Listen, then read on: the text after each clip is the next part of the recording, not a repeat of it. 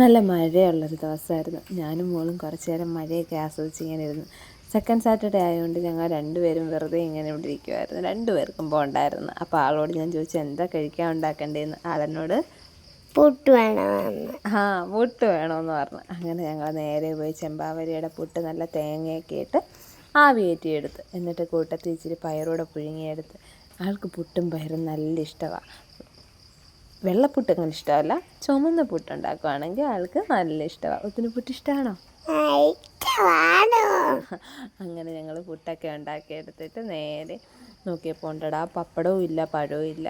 പിന്നെ മേടിക്കാൻ പാടുള്ള സമയമില്ലായിരുന്നു. കാരണം എല്ലാം ആവിയോടെ ചൂടോടെ തിന്നില്ലെങ്കിൽ ഒരു ടേസ്റ്റ് കാണത്തില്ല. അങ്ങനെ പിന്നെ ഞങ്ങൾ വിചാരിച്ചു കൊടുക്കാൻ പോവാ. ആൾക്ക് കട്ടൻ ചായ വേണമെന്ന് പറഞ്ഞു. അങ്ങനെ ഏലക്കയൊക്കെ ഇട്ട് ഇച്ചിരി കട്ടനൊക്കെ ഉണ്ടാക്കി ഞങ്ങൾ നേരെ പുട്ട് കഴിക്കാമെന്നുള്ള രീതിയിലായി.